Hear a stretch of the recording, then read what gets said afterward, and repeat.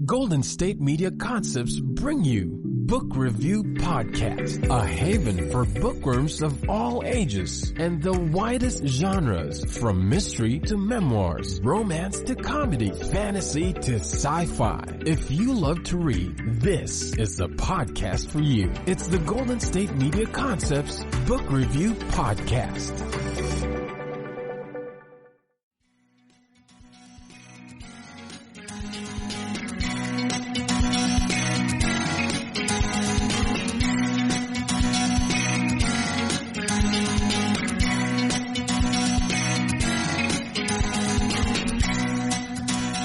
Hello and welcome to the GSMC Book Review Podcast, brought to you by the GSMC Podcast Network. I am your host, Sarah, and I hope you are doing well. I don't want to say I'm really glad July is almost over, because I'm afraid if I say that, I'll jinx it and that August will be somehow worse. I mean, 2020, wow, I don't know where that came from. 2020 has just been crazy already, and for me, July was like, said to the whole year of 2020, hold my beer. I'm gonna see how crazy, just show you how crazy July can be. It has been an emotional roller coaster. I am so tired. Plus, I have another sinus infection. Those of you who are regular listeners, you're probably sick of me saying I have another sinus infection. Several years of podcasts, and how many sinus infections have I had? Yeah, sorry about that. At least I can't transmit them through the podcast. I hope. That would be really awkward if I could do that. That is not a superpower I want. In other news, July hasn't been all bad. It's been a lot bad, but my hubby is trying to get back onto his low-carb diet, and so he keeps sending me all of these crazy fun links that he finds, one of which today was for low-carb cereal. He loves cereal, loves to eat it as a snack, but cereal is not low-carb.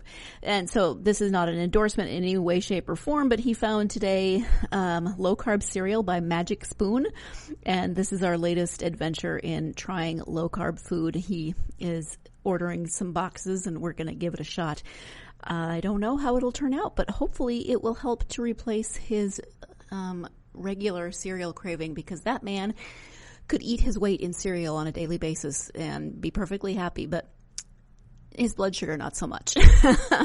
So July, not a great month, but hey, finding some low-carb alternatives. There's got to be a bright side, right? Low-carb alternatives, that's my bright side. And books. Books are always my bright side. I mentioned at the end of the last episode, which was 872 years ago, that I had 2 interviews with authors of short stories in a row, which I find kind of fun, the way the interviews fall, because they are scheduled so far in advance. I don't realize always until they happen what kind of coincidences might come up. So today I'm speaking with author Nikki Dolson about her short story collection. It is called Love and Other Criminal Behavior. The first collection from noted short fiction author Nikki Dolson, Love and Other Criminal Behavior provides readers 15 tales of crime fiction, all centered on Black women from different regions and backgrounds, addressing themes of race, class, gender, marriage, deceit, betrayal, and sinister comeuppance.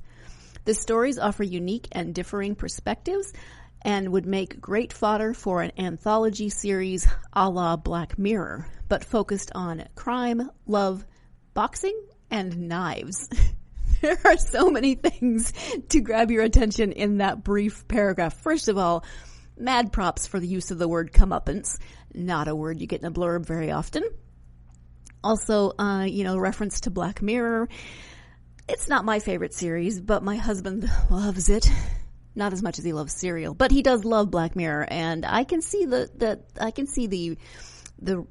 similarities in Nikki's stories and those of Black Mirror. Although I will say, I prefer Nikki's stories over those of Black Mirror. So that's just me. But and then I like that they focus on crime, love, boxing and knives. I mean, obviously love and other criminal behaviors, you know it's going to be about love and crime, but boxing and knives, there you go. I'm easily entertained by blurbs, aren't I? But that's okay. We're going to go ahead and turn to the interview with Nikki so she can tell you more about this short story collection, and I will stop talking about cereal and comeuppance and other strange things. So again, the book is called Love and Other Criminal Behavior. The author is Nikki Dolson, and let's turn now to that interview. Hi, Nikki. Welcome to the podcast. Hello, Sarah. Thanks for having me. I am excited to have you here. We are going to talk about your collection of short stories. It's called Love and Other Criminal Behavior. But before we get to the book, let's learn a little bit more about you. If you could share a bit about yourself, that would be great. Well, I am a mom. I've got 3 kids. They're mostly grown. I have one more in high school, one more through the gauntlet. And I work in civil engineering out here in Las Vegas, Nevada, and write whenever I can, which is on Post-it notes. It's all the time, and that's me mostly. Nice. Do you just have Post-it notes stuck in random places then? Oh, honestly, they live in my purse, and I'm like, where is that note? I know I wrote that line of dialogue somewhere. Or that really great title, which I never use. If I write it down and post it note, it's never going to be a title I use. But I'm like, this is the best one yet. Yeah. I love that. So Love and Other Criminal Behavior is a collection of, is it 13 short stories? It is. So it's 13 short stories. So talk a little bit about those stories as a collection. These stories, I've written them over about 14 years. They run the gamut from straight up crime fiction to just relationships between mothers and daughters and fathers and daughters, and just I think they're funny and sad and often bloody, even when there's no bodies. But I think they all talk a little bit about love and what love can make you do, those other criminal behaviors. Yeah, and it really is about not just romantic love, but there's a lot of the different types of relationships in here, Mm-hmm. and what those relationships can make you do or make you feel, and etc. So what was your initial inspiration? Well, you said you've been writing them over 14 years. So then Yeah. What made you finally decide to put them into a collection? Oh, my publisher came calling and went, so you got anything? And I'm like, I don't have anything. And they came back, and you sure you don't have anything? Because I would really like it if you had something. And I'm like, I have these stories. And they're like, yes. And so suddenly I was, I had to put together what seemed like a real collection, and had to really figure out what it is that I love about short story collections. Because there are some that I absolutely adore, and I'm like, okay, what is it about those that I can apply to mine? And I had a writing teacher who, when I told him that I was doing this, he also was like, high five. He's been dying for me to do it, but just there's a lot of, you have to figure out to put together a collection. I mean, if you don't start writing towards, this is going to be a collection, and you have an idea what those themes are, it's like, what is it that I'm hung up on as a writer, as a person? What works well together as stories also? And I happened across another short story collection from another excellent writer, Helen Ellis. She wrote American Housewife. That collection was the perfect version of a story collection, I think. And it was exactly what I wanted mine to be. And, she has these stories, they're not all literary or all, they run the gamut. These people in her stories do everything, good, bad, and different. There's kidnapping, there's ghosts, there's, murder. And I thought, okay, if she can do that, so can I. But again, still, what is it that links us? And for me, it was love and relationships. And then it was just kind of weeding out what I thought were better stories, and not so great ones, rewriting some of them to try to make them stronger. And then ultimately I was like, 13 sounds good. I have to stop touching it now. Here, take it. 13's a good number for something, for something like this. Yeah. So you had to kind of go through your collection, decide what stories fit, what didn't. Are there any connections between the stories? I know there's at least two stories that have one character or a character that crosses over. Any other connections throughout the book? Well, so there are the boxing stories, which there's a character in Taking the Hit, Kendra, who shows up in another story around boxing. And then there are, I think there's a dance teacher on Mondays We Dance in the Park who shows up, or who's referenced in Mendleton in the Park. And, I wrote them years and years apart and didn't necessarily cotton on to the fact that I had done that. But yeah, there's a little crossover in some of those places. Yeah. When you sit down to write a short story, or how does that process work for you? Do you just does an idea pop in? Do you have a post-it note in your purse that says write this idea? How does that usually work for you? There might be an idea that's floating around in my purse, but if it's floating around in my purse, it's also floating around in my subconscious. But truthfully, it's a character shows up and they're saying this thing, and when I focus on it, and it's like, oh, they want to rob a bank. Why do they want to rob a bank? And it just, I feel like if it's a strong enough idea, it just kind of rolls out at me. Like, here we are, they're going to rob a bank. Why are they robbing a bank? Well, it's because of this. Oh, what are the ramifications of that? And just the pieces come together. Let's say I don't have to work at it, but I also think a strong story, at least for me, the strongest stories I've written have shown up like that. And it's just like, here is this character, they are going on a journey and they're going to take you by your hand, and I'm just trying to write to keep up with them. And so what do you think draws you to writing short stories as opposed to novellas or full-length novels, which you have, but what do you think draws you to writing the short stories? Short stories are my first love, 100%. It is,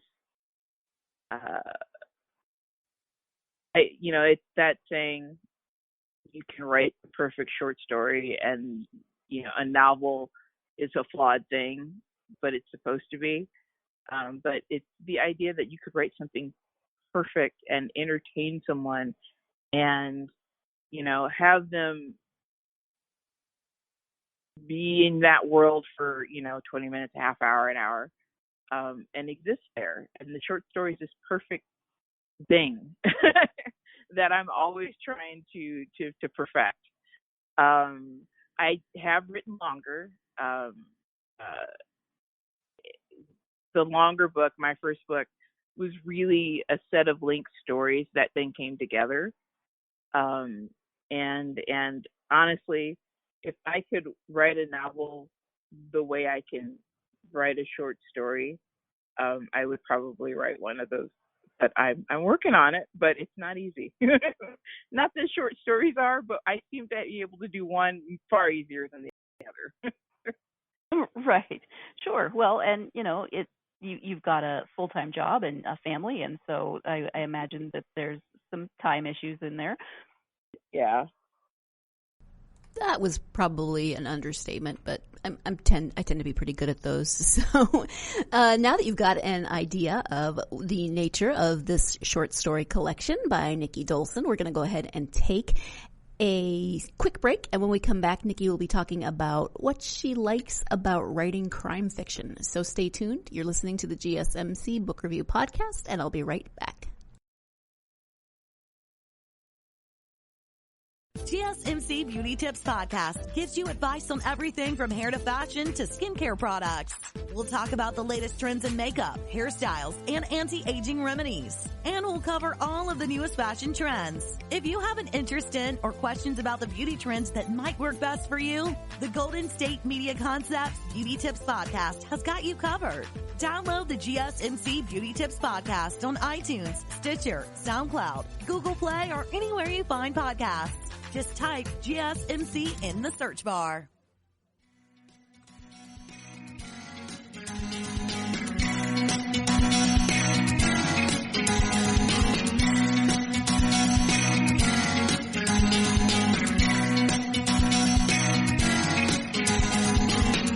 Welcome back to the GSMC Book Review Podcast. Today I am speaking with author Nikki Dolson about her new collection of short stories. It's called Love and Other Criminal Behavior.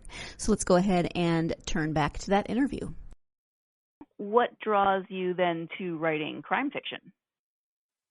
My love of movies, like murder mysteries, were always the thing I watched with my mom when I was younger.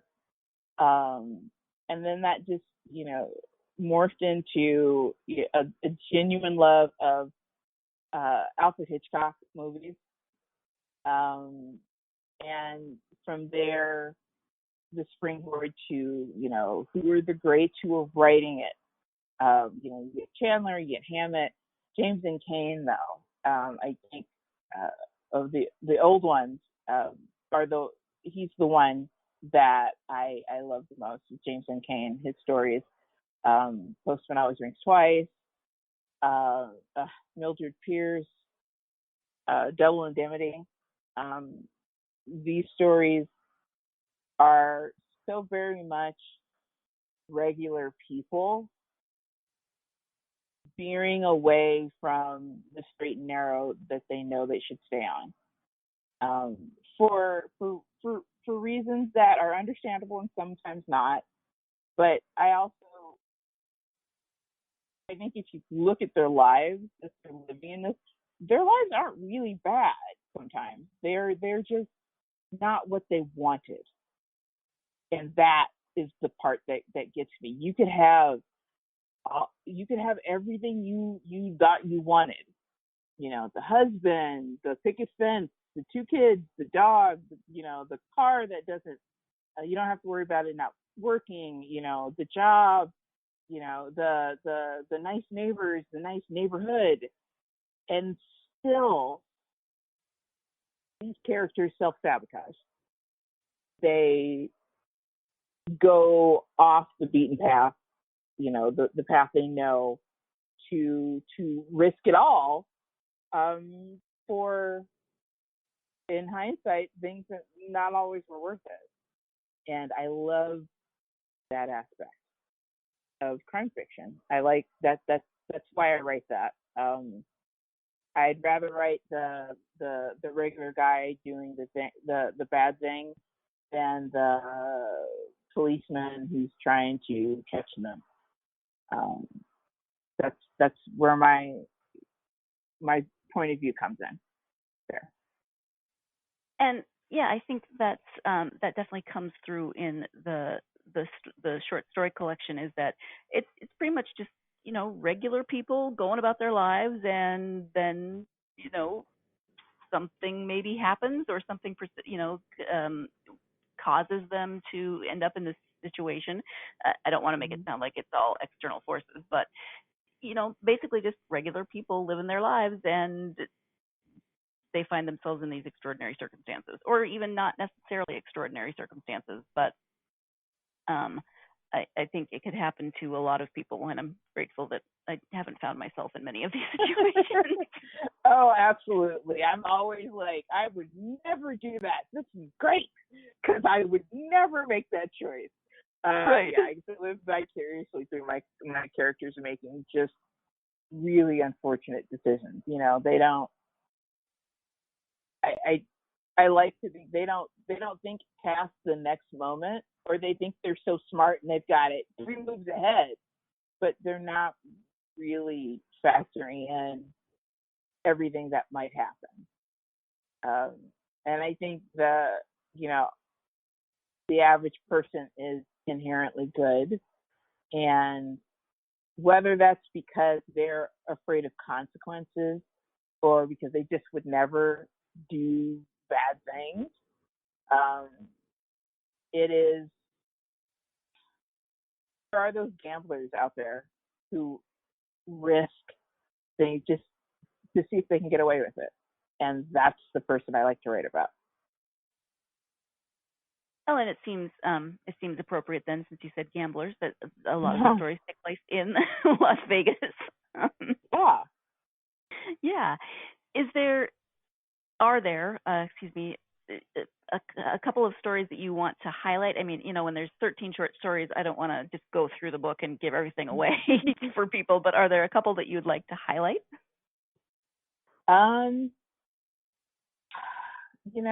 Depending on the hour, I have different favorites. But the first story, Georgianne, is a deep favorite of mine.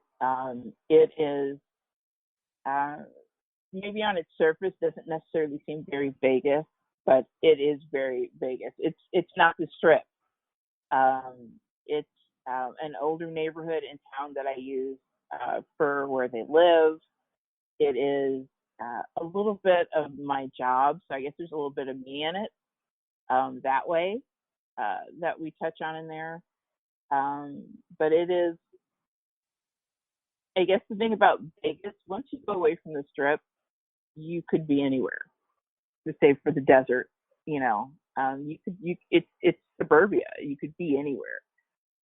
These little tract homes and the little, every house next to it is just a little bit different, but mostly they all look related. And that's Vegas here. Can I jump in on sorry, the first yeah. story? Oh, absolutely. No. On Georgie Ann, what I liked about that was that we really got a good sense of these relationships. So it's 4 couples, and even though it's a short story, you did a great job of really filling in how these relationships came about and how they've evolved over the years.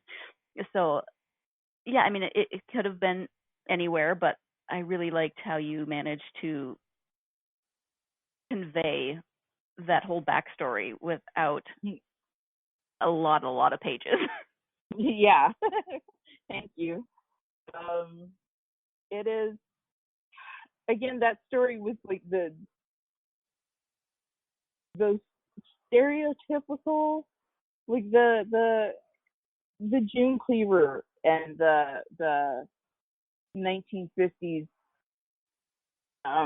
ideal that I wanted in that, but with a little bit more of, these are people who are they want to climb those ladders. They want to be, look down their nose at people. Like I honestly, as much as I love that story, I don't necessarily think any of those people are nice people. They're not very nice. Yeah, they're not. I mean, like they have, but I mean, like they even not nice people have people they care about. It's I guess that's one of the reasons I really like that story. I think I hit on the thing I was going for. And that was one, again, that kind of showed up nearly whole cloth. And I think the other one was How to Be Good. was another story that kind of took place in a familiar Vegas neighborhood. But, it's thieves and murder. So.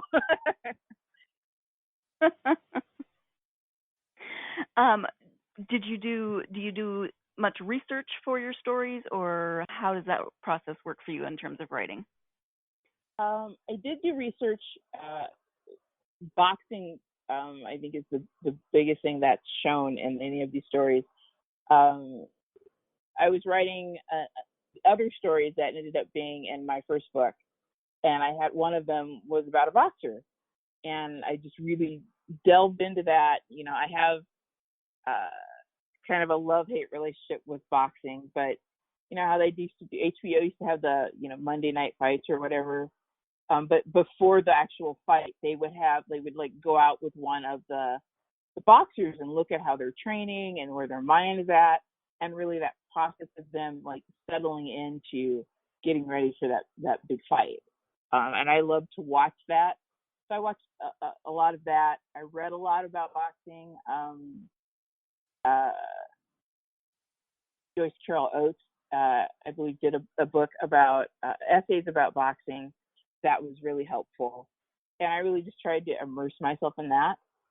And then the residuals, like I wrote those stories and it was great, but the boxing kept showing up, so I wrote these things. And then past that, there was a lot of knife research that's gone into, that repeatedly shows up in my work. Somebody's always got a knife in some story, whether or not they use it, knife, scissors, sharp objects. So there's been a lot of research in that. Weapons, I guess, is the. So you're another author whose internet search history is probably pretty interesting. Yeah, and I tend to do a lot of it at work. Well, I'm like working. Oh, could I do that?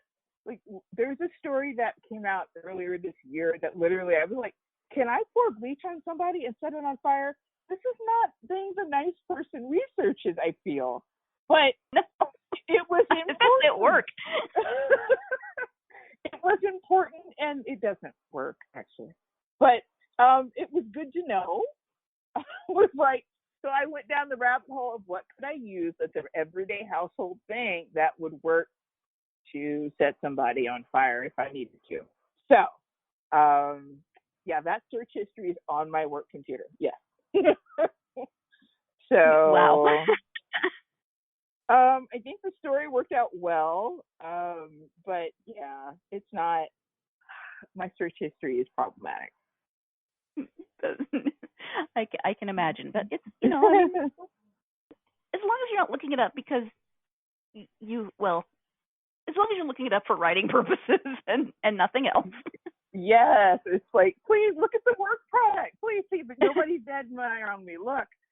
Yes, the thing. That's right. The thing. Are you working on anything now? I just finished writing a story for an anthology, so I am a little bit between projects. On August 1st, it is my goal to settle down and write a longer story. I would like for it to be a novel, but I think I'm just shooting for a novella. But it's been kind of percolating, and I think I figured it out. But I need a little bit of a break. But I'm going to settle in to try to write the longer story through the end of the year. Well, good luck with that. That sounds fun. Thanks. So you've got a full-time job, you've got a family, you are a writer. How do you balance everything? Especially with homeschooling this past spring. How do you find the balance in all of those relationships? In the before time, I really did just steal time. There's guilt for all things. I should be at work more. I should be at home more. I should be, the guilt is just endless and it goes everywhere. It's a mess. but I steal time. I steal time from work with my Post-it notes, and from home, from, on the couch with the kids, on my laptop, or writing notes into my phone as they, pop into my head. I don't know any other way to do it. It I don't even know if it's the best way for me to do it. It's just the way I've settled into. With the pandemic, my children, of which two of them are actually over 20 now, but my youngest, he's been with his dad, so I've actually been home alone. And you would think that would let me write, but alas, I feel like the general stress has not changed my writing habit at all. I'm still just writing in the margins all the time. The bulk of my time is either I'm on my, computer working from home, or sadly catching up on all those shows I didn't watch, and still, oh, that's a good idea, and I jot it down on my phone, and then I go back to binge watching, because this is what soothes my soul right now. I don't think that you're alone in that. I think that that's a pretty common, we've all had to learn new normals and new, just figuring out how we are existing in this interesting time that we're living in. Yeah. I got to admit that I haven't really been catching up on things that I should watch, on series that I should watch. I have just continued to be obsessed with baking shows. I think I've mentioned before my obsession with baking shows, and that has not changed. If I'm watching TV, it's generally, unless I'm watching with my husband, it is generally lately a baking show. And I have found all kinds of baking shows between our various streaming services. I'm sure I could bake something fabulous. No, not really. I'd be one of those people that nailed it. On that note, we are going to take another break, and when we come back, we'll talking about how Nikki got into writing short stories, writing in general. So stay tuned. You're listening to the GSMC Book Review Podcast, and I will be right back. Tired of searching the vast jungle of podcasts? Now listen close and hear this out. There's a podcast network that covers just about everything that you've been searching. Hey! The Golden State Media Concepts Podcast Network is here. Nothing less than a podcast bliss with endless hours of podcast coverage. From news, sports, music, fashion, cooking, entertainment, fantasy, football, and so much more. So stop lurking around and go straight out to the Golden State Media Concepts Podcast Network. Guaranteed to fill that podcast itch. Whatever it may be. Visit us at www.gsmcpodcast.com. Follow us on Facebook and Twitter, and download us on iTunes, SoundCloud, and Google Play.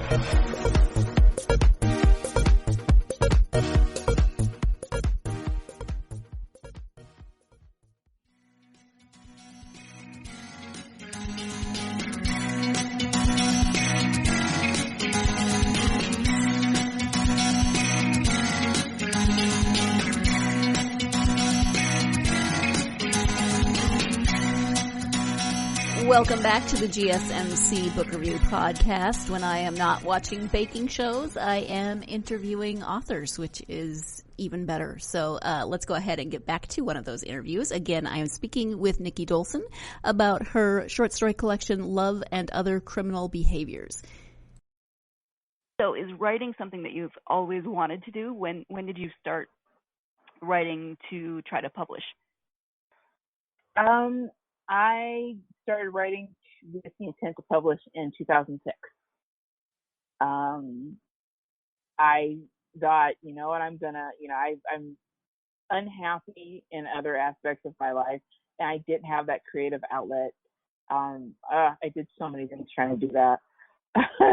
But then I was like, I used to love to write. Let's just write. We're going to write and get published, because people do that. So I took a writing workshop at the community college, thinking they would be like, okay, we're going to read some short stories, talk about some things, maybe I give you a prompt or two, and you write it and you turn it in and we go. But I didn't understand the concept of workshops And I sat in that class, and the teacher looked at me and went, okay, next week you're going to have a story. And I went, what? What? And I had to have a story in a week. So I wrote a story in a week. It shall never see the light of day, but that story, when I turned it in, that teacher said, oh, there's some good things in here, but I gotta tell you, there's this one line that I wish I had written. Good job. And I have carried that piece of just feedback forever. Like it was the push that I needed, that you're not good yet, but you know, there's hope there, you know. And that teacher is still a really important person in my life, and he's always very supportive, and he's a big part of the reason why I kept at it. You know, but positive reinforcement with, I guess we should say, tough love. You know, this is not good right here though. This is good, but the rest of this, ooh, no. Right, but at least there was that one really encouraging part that you were able to take with you and kind of nurture. Yes. And yeah. You know, and go ahead. say this, that later on, there were other teachers who helped me with that, and who, again, you run across that one person who like gets you, and they're like, you belong here. And then I found kind of the community, which really helped me understand things, and again made me the writer I am now. So there's been a lot of people on that journey. No, but that's good. I think, writing can be an isolating or solitary adventure, but there's also so many people along the way that help you and help you to hone the craft, and you bounce ideas off of each other, and beta readers and all of those things really help you to get better. Yeah. So, definitely. So from your particular experience, do you have advice for aspiring authors? Find your people, whatever you write. Find other writers.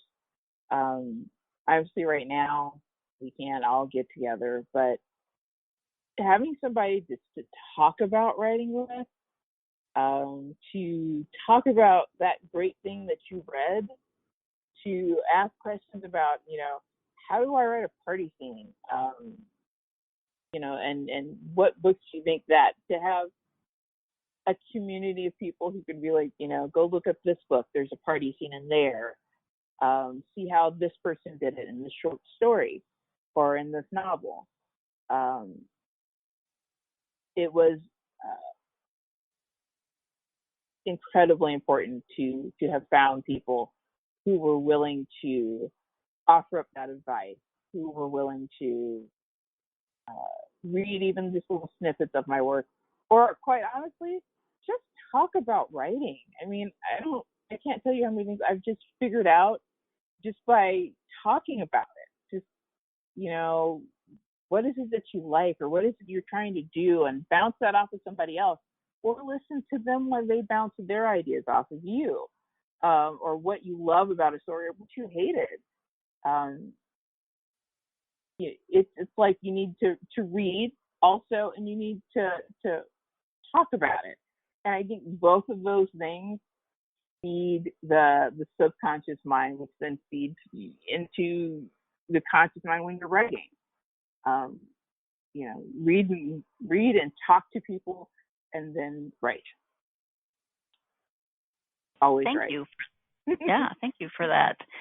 Are there any of your other writings that you've done that you would like to highlight at this point? My first book, it's like that first workshop class, I wrote the first story that would later become All Things Violent. Like that is a set of interlinked stories that came together to be that novel.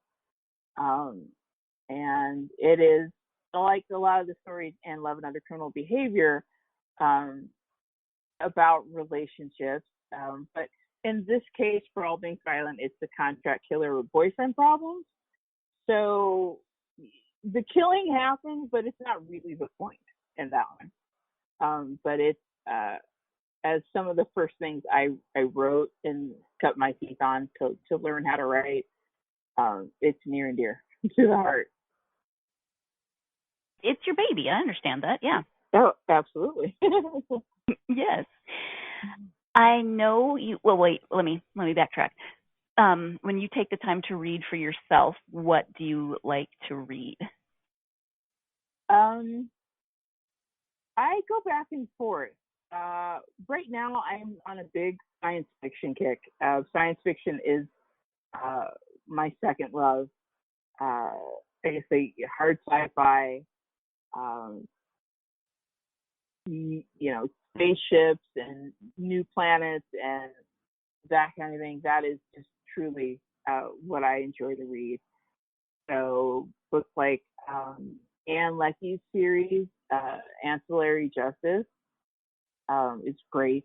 Martha Wells has the Murderbot Diaries. Oh, Murderbot! Everybody should read Murderbot.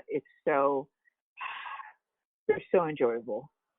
And I know I'm saying Murderbot, but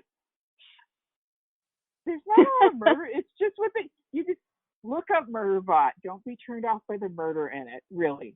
So I'm reading a lot of sci-fi. But when I'm not reading that, I am definitely reading within my chosen genre. My friend's book, S.A. Cosby, just came out, Blacktop Wasteland. This is getting a lot of buzz, but I read it in draft form, and it's so great. He's writing about, a part of the South that doesn't get normally written about. And it's the Black man and his family, and again, what you do for family to take care of them, to keep them safe, and also what the ghosts in our family can drive us to do. Love, or the lack thereof, has a profound effect on the characters in his book, and it's great. What else? There's a book called Cottonmouth, and of course, since I'm on the spot and completely forgetting her name, I'm a terrible person. But it's called Cottonmouth. I totally get that, though. She is a great writer. I enjoy that book. Kelly J. Ford. There we go. Kelly J. Ford's Cottonmouth. Again, it is about. It is. She gets the feel, the setting. These people are alive on the page. They are hard and heartbroken, and what Kelly J. Ford does on the page, that book will stay with you. And I don't know how to talk about it more without giving it away. But Cottonmouth with Kelly J. Ford, so great. So I mean, there's so many great books. And then if you're just reading standard mysteries, just Agatha Christie, she's up there. And if I cannot write mysteries like that. I want to so desperately, but there are great mysteries out there, from writers of color, from Walter Mosley, Kelly Garrett's series, Detective by Day. I love Kelly Garrett. Mm-hmm. She's great and amazing, and I was so sad that her series stopped at 2 books. But Hollywood Homicide and Hollywood Ending are well worth your time to be entertained and to be immersed in a murder mystery that's fun also. although I write a lot about blood and bodies, so maybe my idea of fun is different from everybody else's, but it's fun. Gosh, there's so much good. Yeah, I'm kind of all over the place. Have you got that? I read a lot. No, I get that. When people ask me what's your favorite book, or what, I'm looking for a new book to read, it's like, how much time have you got? Yeah, I'm like, you need to narrow it down for me. I'm like, do you like dead bodies? Okay, no. Okay, we'll toss that aside. Okay, do you like? Exactly. But there's so much good stuff out there. I could tell you all day. So I'm almost afraid to ask and make you go down another rabbit hole. But what have you been binge watching? Oh, well, first and foremost, I don't know about anybody else on the planet, but Old Guard, the Netflix movie, loved it. I think I've probably watched it once every day this week. There's a comic that it's based on that is really great, and you get where the foundation for the movie came from. And then from that, I have binge watched Killing Eve. So great. And gosh, what else?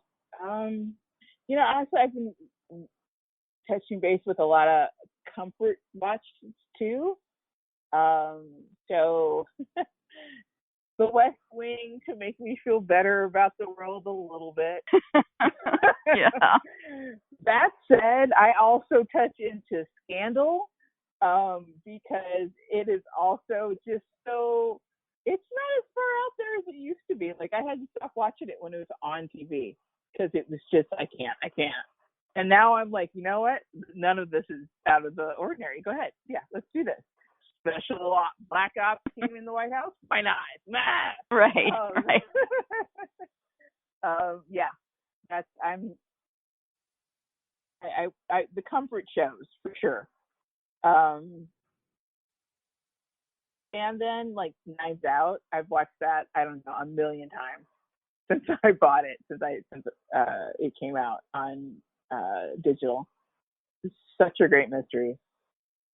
And fun, and you have to pay attention, and those structures, movie structures, is the thing I try to pay attention to a lot, for just how they tell stories that way and how I tell stories in my fiction. Because it works both ways. There's stuff to learn both ways. So I do a lot of that. Real quick, let's go ahead and take our last break of the podcast. When we come back, you can find out more about Nikki via her website and where you can connect with her on social media. Oh man, her Instagram. We'll talk about that. Stay tuned. You're listening to the GSMC Book Review Podcast, and I'll be right back.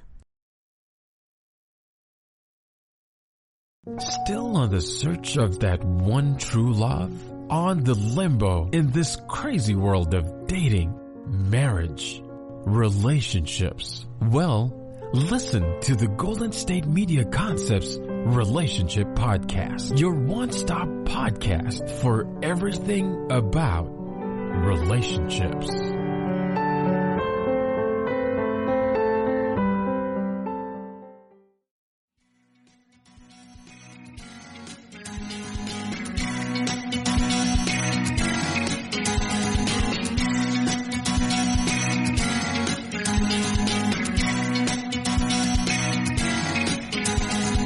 Welcome back to the GSMC Book Review Podcast and the conclusion of my interview with author Nikki Dolson.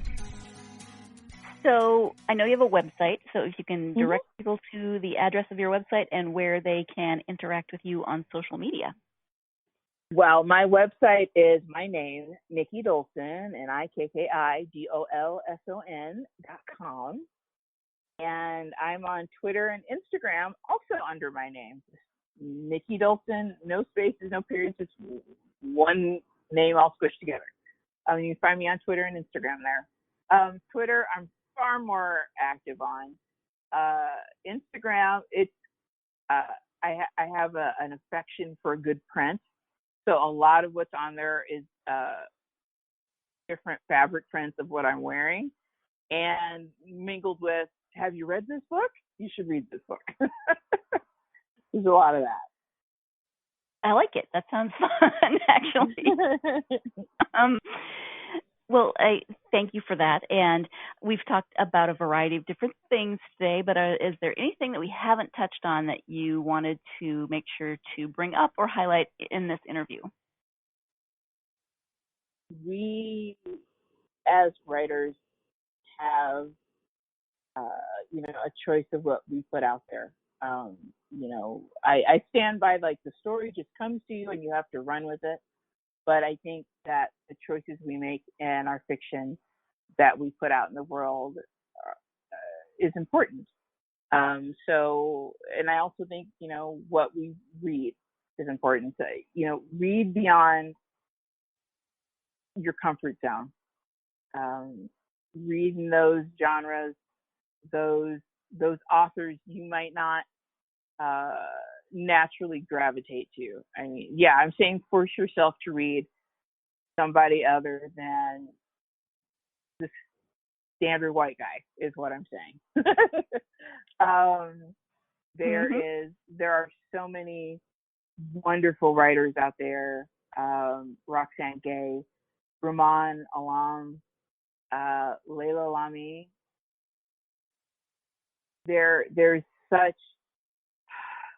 are worlds yet undiscovered, and they are out there at your fingertips if you just reach a little farther. It's not always easy, but it's almost always worth it. Yeah, and I think in this day and age where we can follow people on social media and interact, we can read outside of our comfort zones and our usual genres, because there's so many options out there, and you can find lists of of different things that you maybe haven't considered reading before, but somebody has put together a top 10, 50, 100 list of mysteries by people of color or whatever, what have you. So I've done a lot of Googling in my day for that kind of stuff. For sure. Yeah. There's so much. I mean, it's like my love of science fiction. I would love to be able to write it, and I've yet to figure out how to do it. But I'm like, I love this book. What is it I love about it? Okay, so we have spaceships and politicians on another world. Well, that has to be its own little genre. Who else is writing in that? And to just, poke at it and try it. I think everybody should swear by, like, the 50-page rule. If you're not still feeling it after 50 pages, get out. I mean, so be it. But for those who say, they didn't connect with it, I feel like they're not actually trying. It's literally a thing that most of the rest of the world does on a regular basis. Just try a little harder. Yep, I would agree. So thank you so much. I really appreciate you taking the time to talk to me today. Again, the book is Love and Other Criminal Behaviors. Nikki, thank you so much. Thank you for having me. It's such a good time. Thank you once again to Nikki for joining me to talk about her short story collection, Love and Other Criminal Behaviors. I mentioned when we came back, or when we were going to the last break, that we'd talk about her Instagram, and her Instagram is fabulous. I was joking with her after we stopped recording that she was just going to find me in her closet one day, because she seriously has the best dresses. She is the Ms. Frizzle from Magic School Bus of authors, and her day job, but I'll just call her the Ms. Frizzle of authors, and I mean that in the best possible way. She has the best patterns, and all of her dresses are these fabulous sort of A-line kind of 50s looking, almost not cocktail dresses, but dresses, just something that I love. And so I was teasing her that she's just going to find me in her closet one day, which is creepy. And don't worry, I really don't have any intention of ever showing up in any author's closets. You should never say never, because someday what happens if I end up in somebody's closet? No, I can't even come up with a scenario where that would happen unless I become fabulous best friends with somebody and then we are together in the closet picking out outfits. But trust me, I'm not going to stalk Nikki and her dresses. I will stalk her Instagram, though, because fabulous patterns, which has nothing to do with books. But, there are stuff to do with books on the Instagram as well. But I was in love with the patterns. Enough from me. Thank you, Nikki, for putting up with my goofiness and for taking the time to talk to me about your short stories. It was very much appreciated. Thank you, as always, to you, my listeners. You know I love you and love spending time with you, even though we can't see each other via podcasts. But if you are a fan of this podcast, as always, I would like to ask for you to write us a nice review. People usually only write reviews when they're negative. So if you have something lovely to say about this podcast, it would be so helpful if you could write that in a review on whatever platform you listen to. Would be awesome. You could give us a nice 5-star review too, if that's an option on your platform. You can also follow us on social media, GSMC Book Review, Facebook, Instagram, and Twitter. Hit me up. Let me know what you think about the books that I talk about, the authors that I talk about, if you've read any of those books, what you're reading in general. You know I love to talk about books, so hit me up on social media. I hope you are having a much better July than I am having, and I hope you're having a wonderful week, and I hope that you will join me on Friday for my next interview. It is a returning author.